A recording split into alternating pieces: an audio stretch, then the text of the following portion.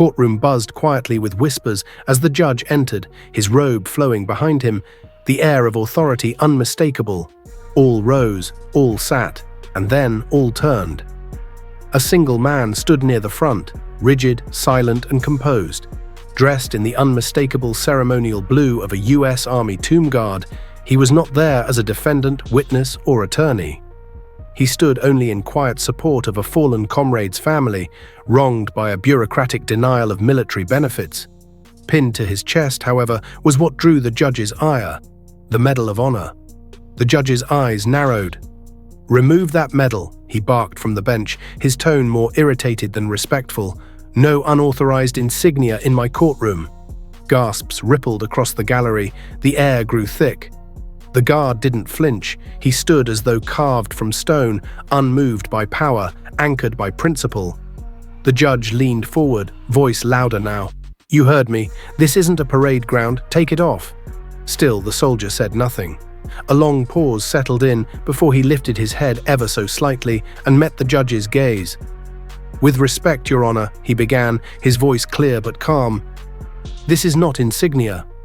This is the Medal of Honor earned through service and sacrifice.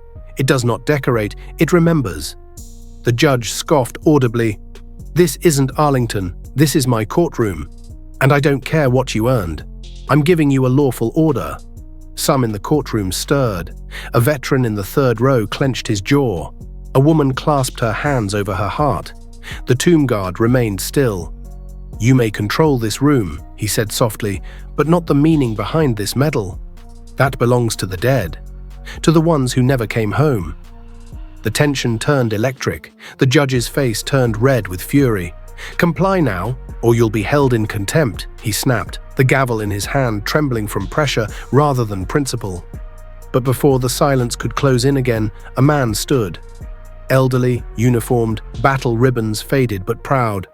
"Your Honor," he said with restrained fire, "I served 30 years. That man earned the right to wear that medal wherever he walks." A few heads nodded. Another man stood. Then a woman holding a folded flag. "You're not asking him to remove a medal," she said, voice cracking. "You're asking him to forget why it was given." The judge tried to object, but his own authority slipped. Even the bailiffs stood frozen in quiet disagreement. The courtroom no longer belonged to the bench. It belonged to memory, to sacrifice, to the dignity no robe could command, nor gavel control. Tears welled in the eyes of a mother in the front row. She stood slowly, a photo clutched to her chest, her son in uniform, gone too soon. "He served with that man," she said. "He didn't survive. But that medal, that honor, that's what we have left of him." The judge now looked less furious than fearful, sensing the crowd shift against him. He motioned to the bailiffs again, but they didn't move. Their eyes remained on the guard. The tomb guard spoke one final time. "Your power was assigned," he said gently. "Mine was earned. You may silence me, but you'll never erase what this represents. This medal doesn't make me important. It keeps them remembered." The judge opened his mouth, then shut it again. He slammed the gavel once, weakly, but no one heard it. The room stood still, not in defiance, but in reverence. By nightfall, the footage had spread across the internet like wildfire. A single clip of one man standing still and one man falling apart captured the nation. Veterans groups released statements. Gold Star families posted tributes.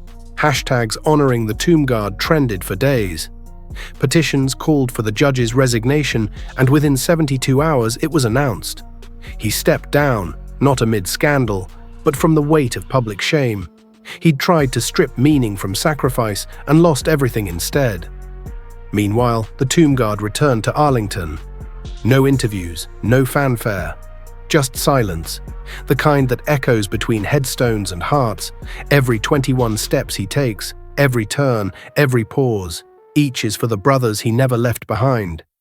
In a world loud with arrogance, his silence thundered. Because real honor doesn't kneel to titles. It doesn't need permission to exist. It stands quietly, proudly, unshaken, and it never forgets.